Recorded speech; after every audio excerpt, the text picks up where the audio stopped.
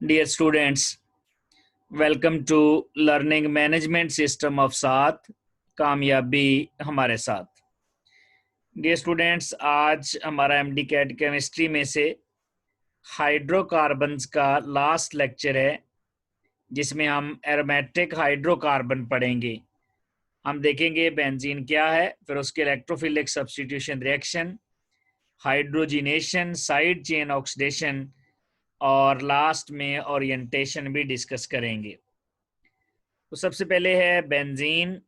Aromatic hydrocarbon क्या होते हैं?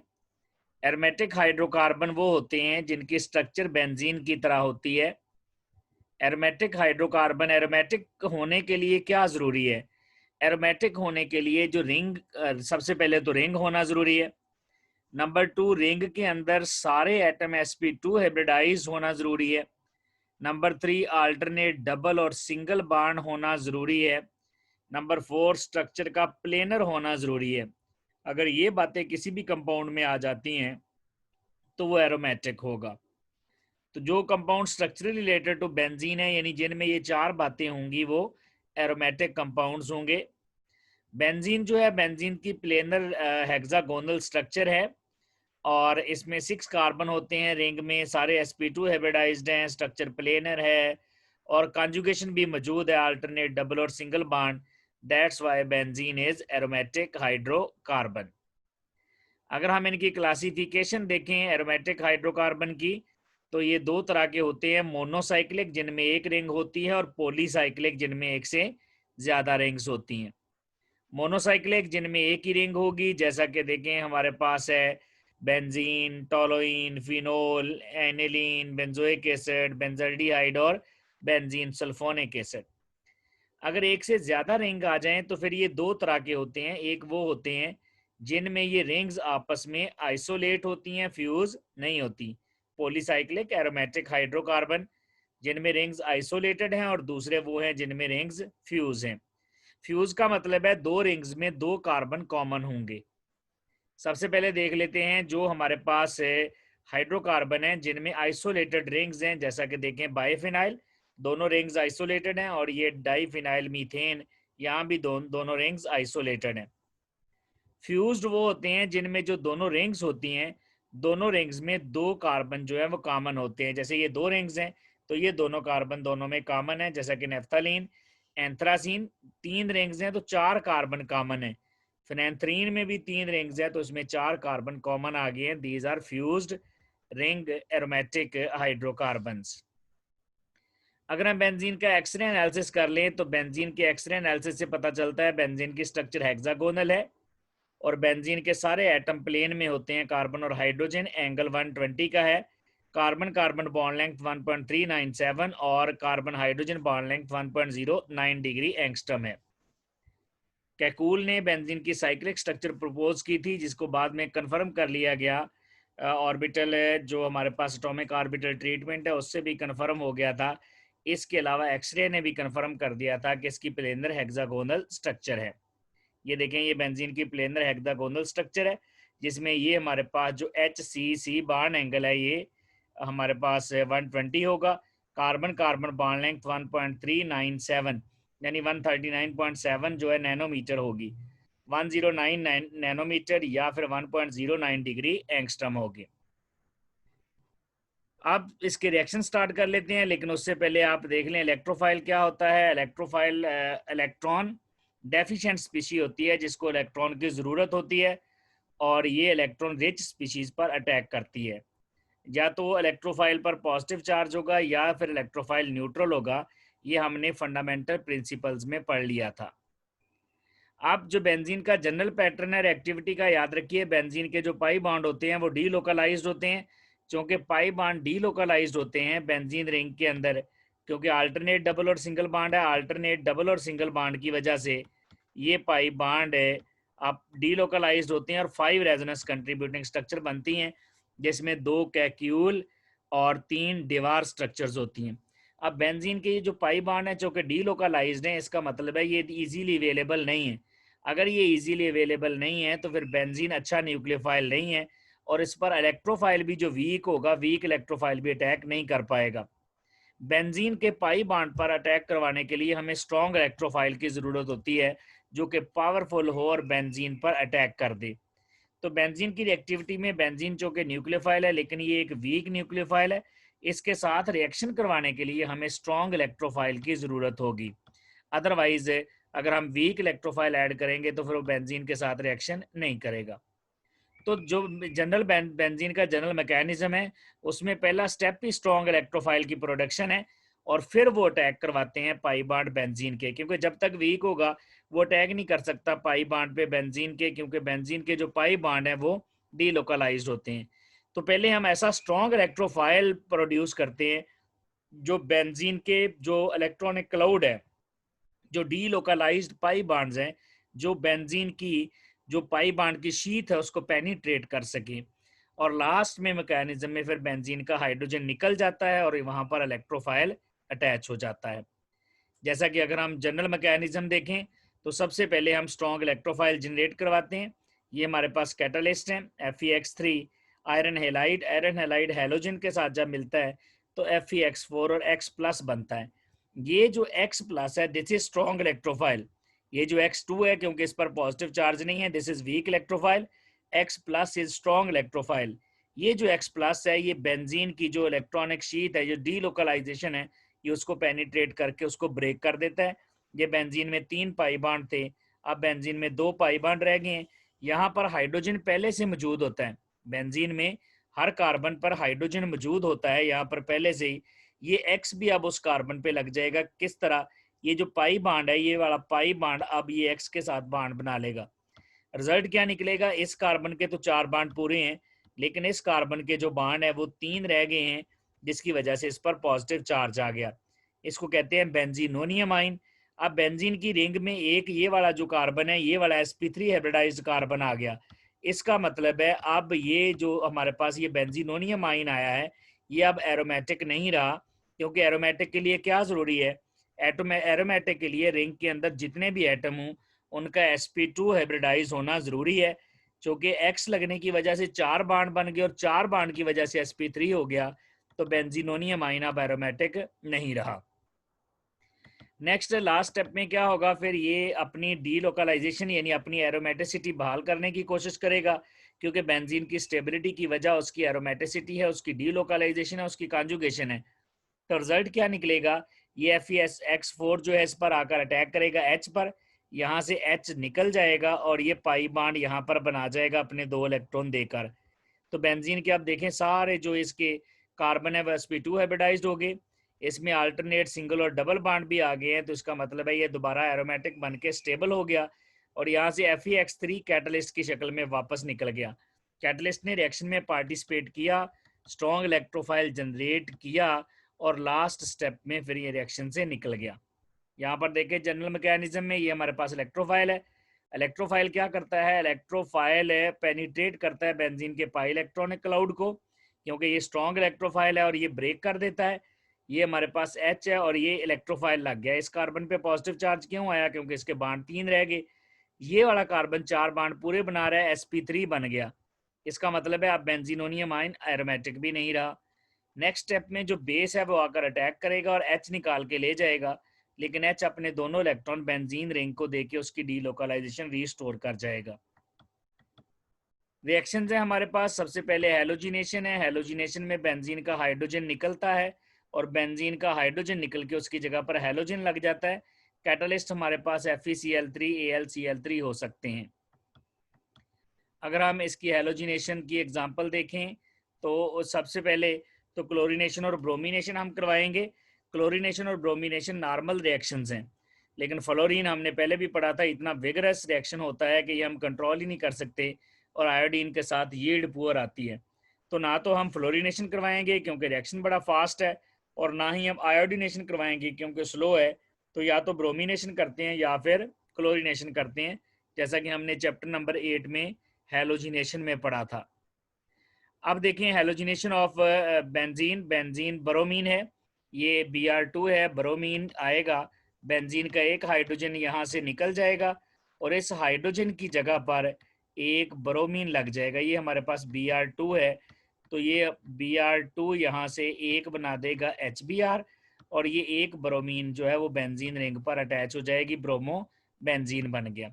इसी तरह यहाँ पर भी एक H निकल जाएगा और वो H मिलेगा एक Cl के साथ और ये HCl बन जाएगा और एक Cl जो बच जाएगा वो इसके ऊपर अटैच होके ये बना देगा क्लोरोबेंजीन। ये है बेंजीन की हैलोजिनेशन की दो सिंपल सी एग्जांपल्स। अब है इसका मैकेनिज्म, रिएक्शन कैसे होगा। रिएक्शन सारे जितने भी बेंजीन के रिएक्शंस हैं वो सारे वही स्टेप्स हैं। सबसे पहले देखें, स्ट्रॉन्ग इलेक्ट्रोफाइल बनेगा।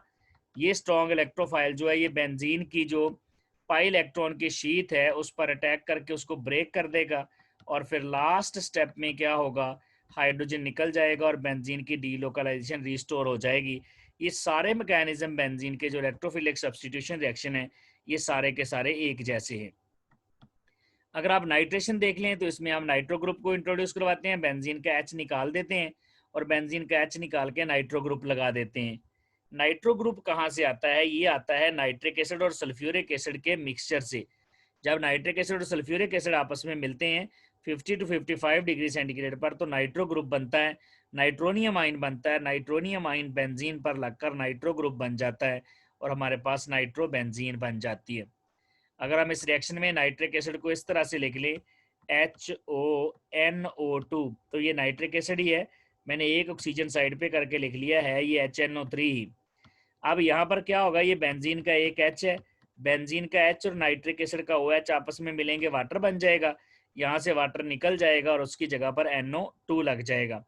ये रिएक्शन कौन करवाएगा, रिएक्शन कैटलिस्ट करवाएगा सल्फ्यूरिक एसिड।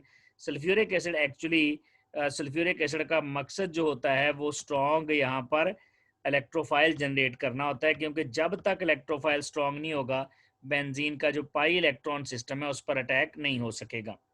यहाँ पर देखें, ये हम आप सबसे पहले स्ट्रॉन्ग इलेक्ट्रोफाइल जनरेट करवाते हैं। कैसे जनरेट करवाएंगे स्ट्रॉन्ग इलेक्ट्रोफाइल, ये नाइट्रिक एसिड का OH और सल्फ्यूरिक एसिड का एक H मिलेंगे, ये बन जाएगा वाटर। जो H देगा उस पर पॉजिटिव चार्ज आ जाए, सॉरी OH देगा, OH जहां से निकलता है जैसे NaOH है तो बाकी हिस्से पर पॉजिटिव चार्ज आ जाता है और ये H देता है उस पर नेगेटिव चार्ज आ जाता है। तो इसका मतलब है हमारे पास स्ट्रॉन्ग इलेक्ट्रोफाइल बन चुका है। ये स्ट्रॉन्ग इलेक्ट्रोफाइल बेंजीन के जो पाई इलेक्ट्रॉनिक सिस्टम है ये उसको शीट को पेनिट्रेट करके ब्रेक कर देगा। ये जैसे बिल्कुल पहले स्टेप्स में हर दफा मैकेनिज्म एक जैसा ही होगा। NO2 ने अटैक किया, यहाँ H लग गया, दूसरे कार्बन पर पॉजिटिव चार्ज आ गया और नेक्स्ट स्टेप में सल्फ्यूरिक एसिड चूंकि कैटालिस्ट है उसका हाइड्रोजन सल्फेट आएगा और यहाँ से H निकाल लेगा, ये बना देगा H2SO4, कैटालिस्ट रीजनरेट हो गया और बेंजीन की डीलोकलाइजेशन भी वापस आ गई है। तो इस तरह ये हमारे पास नाइट्रेशन ऑफ बेंजीन में भी बिल्कुल है जो हेलोजिनेशन की तरह 3 स्टेप में मैकेनिज्म हुआ। पहले स्ट्रॉन्ग इलेक्ट्रोफाइल बना, फिर उस इलेक्ट्रोफाइल ने बेंजीन पे अटैक किया और लास्ट स्टेप में हाइड्रोजन यहाँ से निकल गया। Sulphonation of benzene, sulphonation of benzene में SO3H ग्रुप लग जाता है सल्फोनिक एसिड ग्रुप रिंग पे। सल्फोनिक एसिड ग्रुप क्या होता है, SO3 जो H ग्रुप होता है उसको हम कहते हैं सल्फोनिक एसिड ग्रुप। ये बेंजीन पे लग जाएगा तो हम कहेंगे बेंजीन की सल्फोनेशन हो गई है। और ये कैसे लगेगा, जब हम फ्यूमिंग सल्फ्यूरिक एसिड ऐड करेंगे बेंजीन में। फ्यूमिंग सल्फ्यूरिक एसिड क्या है, फ्यूमिंग सल्फ्यूरिक एसिड होता है SO3 प्लस H2SO4 का मिक्सचर, यानी ये बन जाएगा H2S2O7 ओलियम। तो ये फ्यूमिंग सल्फ्यूरिक एसिड है, या तो ये ऐड कर देंगे या फिर हम ऐड कर देंगे कंसनट्रेटेड सल्फ्यूरिक एसिड। तो यहाँ पर बेंजीन के ऊपर जो है वो सल्फोनिक एसिड ग्रुप लग जाएगा, उसकी बेंजीन की सल्फोनेशन हो जाएगी। जैसा कि ये हमारे पास देखें रिएक्शन है, H2SO4 ऐड किया, 80 डिग्री सेंटीग्रेड पर हीट किया तो ये हमारे पास बेंजीन सल्फोनिक एसिड बन गया, सल्फोनिक एसिड ग्रुप लग गया यहाँ पर। इस रिएक्शन में सल्फ्यूरिक एसिड भी यूज हो सकता है कंसनट्रेटेड या फ्यूमिंग सल्फ्यूरिक एसिड। अगर फ्यूमिंग सल्फ्यूरिक एसिड यूज करेंगे तो रिएक्शन रूम टेम्परेचर पे हो जाएगा, फिर उसको हीट करने की कोई ज़रूरत नहीं पड़ेगी। अगर हम इस रिएक्शन का मैकेनिज्म देखें तो मैकेनिज्म वैसा ही है। सबसे पहले तो इलेक्ट्रोफाइल जनरेट होना है, स्ट्रॉन्ग इलेक्ट्रोफाइल। देखिएगा हमारे पास सल्फ्यूरिक एसिड है, मैं सल्फ्यूरिक एसिड को इस तरह से लिख लेता हूँ HOSO3H SO, हम इसको इस तरह से लिख लेते हैं सल्फ्यूरिक एसिड को H2OSO3, this is sulphuric acid. H2SO4 ही है, मैंने सिर्फ एक और अलहदा कर दिया और दूसरे वाले सल्फ्यूरिक एसिड को मैं लिख लेता हूँ HHSO4। अब ये दोनों आपस में जब मिलेंगे ये H देगा और ये वाटर यहाँ से निकल जाएगा, तो ये H और वाटर मिलकर बना देंगे H3O+। ये यहाँ से निकल जाएगा SO3। SO3 पर कोई चार्ज नहीं आएगा, ये न्यूट्रल इलेक्ट्रोफाइल है। क्यों चार्ज नहीं आएगा? क्योंकि यहाँ से न्यूट्रल मॉलिक्यूल निकल रहा है, वाटर एक न्यूट्रल मॉलिक्यूल है, तो जहाँ से न्यूट्रल मॉलिक्यूल निकलेगा बाकी भी न्यूट्रल बचेगा, और लास्ट में ये HSO4 यहाँ पर बन जाएगा ये वाला। ये जो SO3 है, SO3 में सल्फर एक्चुअली इस तरह से अटैच होता है ऑक्सीजन के साथ। 3 ऑक्सीजन लगे होने की वजह से ऑक्सीजन की इलेक्ट्रोनेगेटिविटी ज़्यादा है, तो नेगेटिव चार्ज है, इस पर भी नेगेटिव चार्ज, इस पर भी, तो यहाँ सल्फर पर पॉजिटिव चार्ज आ गया, जिसकी वजह से ये अच्छा इलेक्ट्रोफाइल बन गया। अब इस इलेक्ट्रोफाइल पर बेंजीन अटैक कर सकती है, क्योंकि वीक इलेक्ट्रोफाइल तो बेंजीन के जो पाई इलेक्ट्रॉनिक क्लाउड है, डीलोकलाइजेशन की वजह से उसको पेनिट्रेट ही नहीं कर पाता, उसको ब्रेक ही नहीं कर पाता। तो हमने स्ट्रॉन्ग इलेक्ट्रोफाइल बना ली है। ये जो स्ट्रॉन्ग इलेक्ट्रोफाइल है, बेंजीन की जो पाई इलेक्ट्रॉनिक क्लाउड है उसको ब्रेक कर देगा। बेंजीन का पाई इलेक्ट्रॉनिक क्लाउड यहाँ पर अटैक करेगा और इसका एक पाई बॉन्ड टूट जाएगा। जहाँ पर भी बेंजीन पर कोई ग्रुप लगता है वहाँ पर H मौजूद होता है, तो हम इस H को निकाल के पहले बेंजीन की डीलोकलाइजेशन रिस्टोर करवाते हैं। यहाँ पर H निकालते हैं, HSO4 यहाँ से H लिख के, और ये यहाँ पर क्या बना देगा, पाई बॉन्ड, और इसकी डीलोकलाइजेशन वापस आ जाएगी, और इस तरह हमारा कैटलिस्ट भी रीजनरेट हो जाएगा। अब ये अभी तक सल्फोनिक एसिड ग्रुप नहीं बना, ये SO3- है, इसको H चाहिए, तो H सिस्टम के अंदर H3O+ मौजूद है, जो पहले स्टेप में बनाता है। H3O+ इस पर अटैक कर देगा, इसको H दे देगा, और ये बेंजीन सल्फोनिक एसिड बन जाएगा। तो स्टेप वही है, पहले स्ट्रॉन्ग इलेक्ट्रोफाइल बनना है, फिर स्ट्रॉन्ग इलेक्ट्रोफाइल ने बेंजीन के पाई बॉन्ड ब्रेक करने, और लास्ट में फिर हाइड्रोजन निकल जाना है ताकि उसकी एरोमेटिसिटी रिस्टोर हो जाए। फ्रीडल क्राफ्ट रिएक्शंस दो तरह के हैं, एक अल्काइलेशन है और दूसरा असाइलेशन है। अल्काइलेशन में बेंजीन पर अल्काइल ग्रुप लगता है, असाइलेशन में असाइल ग्रुप लगता है, और ये लिवस एसिड कैटलिस्ट की मौजूदगी में अटैच होते हैं। लिवस एसिड कैटलिस्ट क्या होता है? लिवस एसिड कैटलिस्ट है जो इलेक्ट्रॉन डेफिशिएंट होता है। जैसा कि देखें, हमारे पास अल्काइलेशन है, इसमें हम अल्काइल ग्रुप लगाएंगे और ये रिएक्शन होगा बेंजीन। इसमें एक रिएक्टेंट हमारे पास क्या होगा, एक रिएक्टेंट हमारे पास यहाँ पर बेंजीन है, ये वाला दूसरे वाला रिएक्टेंट हमारे पास अल्काइल हैलाइड है, और यहाँ पर थर्ड वाला रिएक्टेंट जो है जो कैटलिस्ट का काम कर रहा है वो AlCl3 है। ये तीनों यहाँ पर यूज होने हैं, और फिर रिएक्शन होगा, बेंजीन के ऊपर अल्काइल ग्रुप लग जाएगा। ये देखिए, ये बेंजीन, बेंजीन का यहाँ से H निकल जाएगा, और बेंजीन का जो H निकलेगा ये यहाँ से, वो इस X के साथ मिलकर बना देगा HX, यानी HCl। अगर यहाँ पर Cl होगा तो ये HCl बनेगा, तो यहाँ फिलहाल चूंकि हमने X यूज़ किया है तो ये HX बनेगा, HX। और नेक्स्ट ये जो R ग्रुप है ये बेंजीन के ऊपर लग के अल्काइल बेंजीन बन जाएगी यहाँ पर। तो इस तरह से बेंजीन के ऊपर अल्काइल ग्रुप अटैच हो जाता है फ्रीडल क्राफ्ट अल्काइलेशन में। रिएक्शन के वही 3 स्टेप हैं। कौन से? पहले स्टेप में वही होना है, स्ट्रॉन्ग इलेक्ट्रोफाइल जनरेट करवाना है।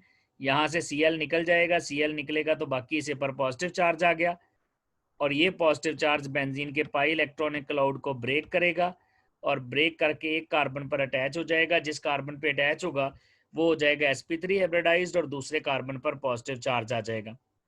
और लास्ट स्टेप में फिर क्या होगा, कैटलिस्ट जो मॉडिफाई हो गया था AlCl4 की शक्ल में, वो वापस आएगा और आकर हाइड्रोजन निकाल लेगा, और हाइड्रोजन निकाल के अल्काइल बेंजीन बना देगा। जैसा कि देखें, हमारे पास अगर मिथाइल क्लोराइड है तो रिंग पे लग जाएगा मिथाइल, इसका जो H निकलेगा वो इस Cl के साथ मिलकर HCl बना देगा। अगर हम फ्रीडल क्राफ्ट असाइलेशन देखें तो असाइलेशन में ये असाइल ग्रुप लगता है, this is called acyl group. Acyl group का इंट्रोडक्शन बेंजीन पर, उसको कहते हैं असाइलेशन। असाइलेशन में ये हमारे पास असाइल ग्रुप है, ये एज इट इज बेंजीन के ऊपर अटैच हो जाएगा। यहाँ से जो H निकलेगा वो Cl के साथ मिलकर HCl बना देगा। देखिएगा इसका मैकेनिज्म वैसा ही है। सबसे पहले स्ट्रॉन्ग इलेक्ट्रोफाइल जनरेट करवाना है। स्ट्रॉन्ग इलेक्ट्रोफाइल कैसे जनरेट होगा, जब यहाँ से Cl निकल जाएगा, Cl निकलेगा तो AlCl4, और जहाँ से Cl निकलेगा बाकी हिस्से पर पॉजिटिव चार्ज आ जाएगा। जब स्ट्रॉन्ग इलेक्ट्रोफाइल बन गया तो अब ये बेंजीन का पाई जो इलेक्ट्रॉनिक क्लाउड है उसको ब्रेक कर देगा। ये देखें, इसने ब्रेक कर दिया यहाँ से, और ये पाई बॉन्ड जो ब्रेक हुआ है वो उस कार्बन के साथ अटैच हो जाएगा। जिस कार्बन पर इलेक्ट्रोफाइल लगेगा उसके तो 4 बॉन्ड पूरे हो जाएंगे और दूसरे कार्बन पर पॉजिटिव चार्ज। लास्ट स्टेप में फिर हाइड्रोजन निकलेगा ताकि बेंजीन की जो डीलोकलाइजेशन है वो रिस्टोर हो जाए। यहाँ से H निकला और H निकलने के बाद बेंजीन के पाई बॉन्ड पूरे हो गए। तो ये हमारे पास असाइल बेंजीन बन गई। अगर हम एसिटाइल क्लोराइड यूज कर लेते तो एसिटाइल क्लोराइड भी यहाँ पर क्या करता है, ये H यहाँ से निकल जाता है, जिस कार्बन पे H है और ये Cl, H और Cl निकल जाएंगे और जहाँ से H निकला है वहां पर एसिटाइल ग्रुप लग जाएगा। तो ये बन गई एसिटाइल बेंजीन, या इसको कहते हैं मिथाइल फिनाइल कीटोन, या फिर इसका कॉमन नेम है एसीटोफिनोन। तो इस तरह से ये 5 है हमारे सिलेबस में इलेक्ट्रोफिलिक सब्स्टिट्यूशन रिएक्शंस, जिसमें हैलोजिनेशन है, नाइट्रेशन है, सल्फोनेशन है, अल्काइलेशन है और असाइलेशन है। नेक्स्ट है addition reaction. Addition reaction hydrogenation है। बेंजीन में 3 पाई बॉन्ड है, ये हम चैप्टर नंबर 8 में भी पढ़ आए हैं। बेंजीन के तीनों पाई बॉन्ड खत्म हो जाते हैं, उसकी जगह पर हाइड्रोजन लग जाती है और साइक्लोहेक्सेन बन जाता है। नेक्स्ट है बेंजीन की side chain oxidation. Side chain oxidation में बेंजीन पर कोई भी अल्काइल ग्रुप लगा हो, अगर हम उसमें एसिडिफाइड KMnO4 या K2Cr2O7 एसिडिफाइड डाल दें तो ये जो हमारे पास कोई भी अल्काइल ग्रुप लगा होगा वो COOH में बदल जाएगा। अगर हम KMnO4 एसिडिक KMnO4 डाल दें या एसिडिक K2Cr2O7 डाल दें तो जो भी बेंजीन पे अल्काइल ग्रुप लगा होगा वो अल्काइल ग्रुप COOH में चेंज हो जाएगा। जैसा कि मिथाइल था तो ये भी COOH में चेंज हो गया। अगर बेंजीन रिंग पे इथाइल ग्रुप लगा होगा वो भी COOH में चेंज हो जाएगा।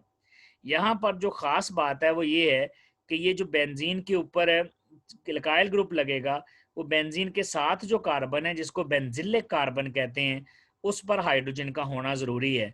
अगर उस पर हाइड्रोजन होगा तो फिर रिएक्शन होगा, अगर हाइड्रोजन नहीं होगा तो फिर बेंजीन रिंग के ऑक्सीडाइज होने के चांस हैं। अब देखें ये जो रिएक्शन है, ये रिएक्शन साइड चेन ऑक्सीडेशन वाला, this is used to differentiate between benzene and alkyl benzene. ये रिएक्शन बेंजीन नहीं देगा, एसिडिक KMnO4 या एसिडिक K2Cr2O7 के साथ ये रिएक्शन बेंजीन नहीं देगा।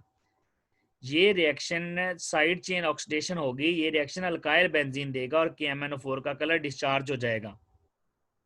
जिसमें KMnO4 का कलर डिस्चार्ज हो जाए वो अल्काइल बेंजीन है, जिसमें KMnO4 का कलर डिस्चार्ज ना हो वो बेंजीन है। इस तरह हम डिफरेंशिएट करने में कामयाब हो जाएंगे बेंजीन और अल्काइल बेंजीन में। लास्ट में है ओरिएंटेशन ऑफ बेंजीन। ओरिएंटेशन ऐसा प्रोसेस है जिसमें हम बेंजीन पर सेकंड सब्स्टिट्यूएंट की पोजीशन का पता चलाते हैं। बेंजीन पर जब एक ग्रुप लग जाता है इलेक्ट्रोफिलिक सब्स्टिट्यूशन में, नाइट्रो ग्रुप लग गया, क्लोरो लग गया, हेलोजिनेशन में इसी तरह सल्फोनिक एसिड ग्रुप लग गया, जब एक ग्रुप लग जाता है तो उसके बाद दूसरा ग्रुप कहाँ लगेगा, ये ओरिएंटेशन है। देखें बेंजीन जो होती है, बेंजीन में 3 पोजीशंस होती हैं। ये हमारे पास बेंजीन है। बेंजीन जो है उसमें बेंजीन अगर कोई भी ग्रुप ए, फर्क करें ए लगा हुआ है तो ए के साथ ये जो एडजेसेंट वाले कार्बन है इनको कहते हैं हम ऑर्थो पोजीशंस। ये और ये ऑर्थो पोजीशन है। एक कार्बन छोड़कर जो कार्बन आएगा that will be Meta position, और जो बिल्कुल सामने वाली पोजीशन होगी ये पैरा है। तो इसमें 2 ऑर्थो है, 2 मेटा और 2 पैरा। अगर हम 100 पे डिवाइड करें तो इसमें 5 पे डिवाइड करें 100 को तो पैरा 20% बनता है, मेटा चौके 2 हैं 40%, और ऑर्थो भी चौके 2 हैं 40%। अब जब हम रिएक्शन करवाते हैं तो ऐसा नहीं होता कि 40% आर्थो बन जाए, 40 मेटा और 40 पैरा। एक्चुअली जब रिएक्शन करवा के चेक किया गया तो पता चला या तो प्रोडक्ट मेटा बनता है या फिर आर्थो और पैरा दोनों बन जाते हैं, तीनों नहीं बनते। तो इसमें फिर ग्रुप्स को 2 हिस्सों में डिवाइड किया गया। एक है एक्टिवेटिंग, जो बेंजीन को एक्टिव करते हैं, और जो बेंजीन को एक्टिव करते हैं वो ऑर्थो पैरा डायरेक्टिंग होते हैं, यानी आने वाले को ऑर्थो पैरा पे भेजते हैं। अब एक्टिवेटिंग में स्ट्रांगली एक्टिवेटिंग है, ये वाले ग्रुप स्ट्रांगली एक्टिवेटिंग है, मॉडरेटली एक्टिवेटिंग ये वाले ग्रुप हैं, और वीकली एक्टिवेटिंग ये वाले ग्रुप हैं। लेकिन सारे के सारे ऑर्थो पैरा डायरेक्टिंग होंगे।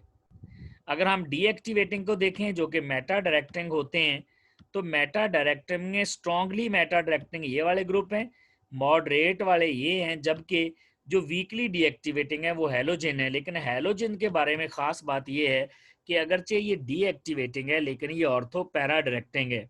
क्यों? क्योंकि इन पे लोन पेयर होता है, वो लोन पेयर रेजोनेंस पे आ जाता है और वो आने वाले ग्रुप को ऑर्थो और पैरा पे भेजना शुरू कर देता है। तो हैलोजन डीएक्टिवेट करते हैं क्योंकि इलेक्ट्रॉन अपनी तरफ खींचते हैं, इनकी इलेक्ट्रोनेगेटिविटी ज़्यादा है, इनका इंडक्टिव इफेक्ट ज़्यादा है। लेकिन ये ऑर्थो पैरा पे भेजते हैं, क्यों? क्योंकि इनका लोन पेयर रेजोनेंस में आ जाता है। अगर चेक करना हो कि कौन सा आर्थो पे भेजेगा, आर्थो पैरा पे और कौन सा मेटा पे, तो याद रखिएगा जिस पर भी पॉजिटिव चार्ज हो, जिस ग्रुप पर पॉजिटिव चार्ज हो वो मेटा पे भेजता है और जिस ग्रुप पर नेगेटिव चार्ज हो वो ऑर्थो पैरा पे भेजता है। एक बात।